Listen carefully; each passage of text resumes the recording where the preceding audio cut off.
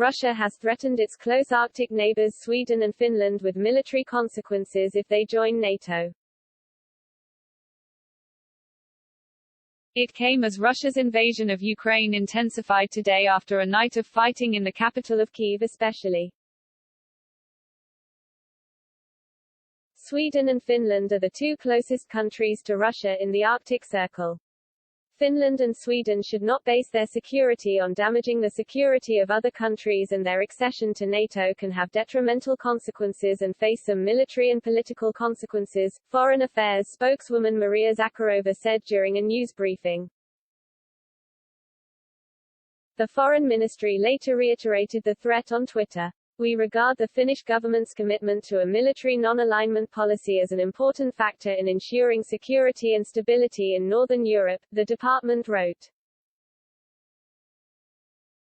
Finland's accession to NATO would have serious military and political repercussions. Vladimir Putin is widely believed to have attacked Ukraine after Western nations mooted the idea of the country joining NATO, over fears it could end up with a U.S. military presence on its doorstep. A similar move by Sweden or Finland could potentially provoke similar ire. U.S. Intelligence officials are worried the Ukrainian capital of Kyiv could fall by Saturday afternoon, CNN reported, with Russian troops entering the city in the early hours of Saturday morning local time. Ukrainian leaders want to join NATO, but Russia has been strongly opposed to the move. Both NATO and President Joe Biden have said the United States would strongly defend the 30-member alliance should the Kremlin launch an attack. Biden met virtually with fellow NATO members on Friday morning to reassure Eastern allies they will be protected as Russian troops prepared to enter Kyiv. Amid reports the Kremlin is gunning for him, Zelensky had slammed the United States and its allies for leaving his country to fight alone. Who is ready to fight alongside us? I don't see anyone, he said on Thursday night. Who is ready to give Ukraine a guarantee of NATO membership? Everyone is afraid. We're defending our country alone. The most powerful forces in the world are watching this from a distance, Zelensky said. After the meeting, NATO Secretary-General Jens Stoltenberg said the 30-nation organization will send parts of the NATO response force and elements of a quickly deployable spearhead unit to the alliance's eastern flank. It's the first time the force has been used to defend NATO allies.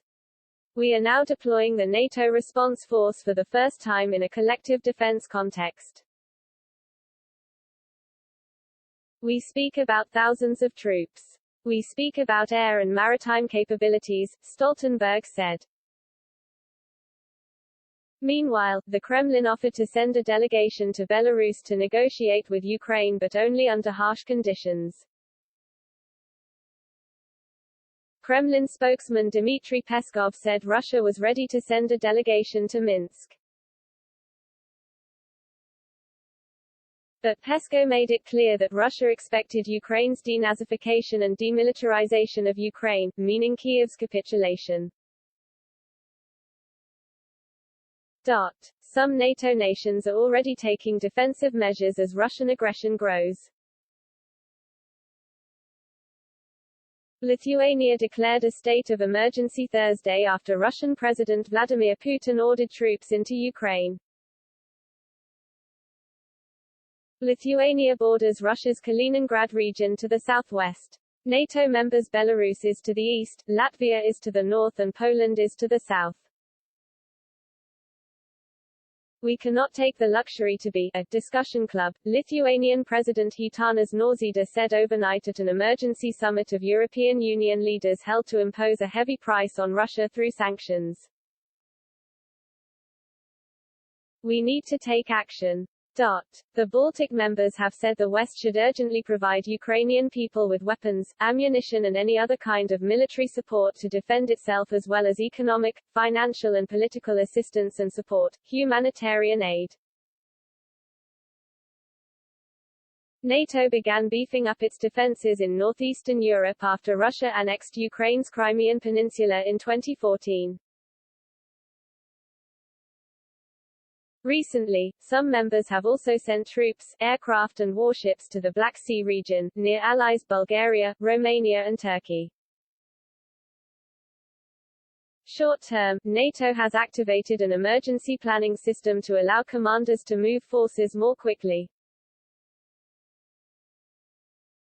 The Pentagon said Thursday that it is sending 7,000 troops to Europe in addition to 5,000 recently deployed personnel.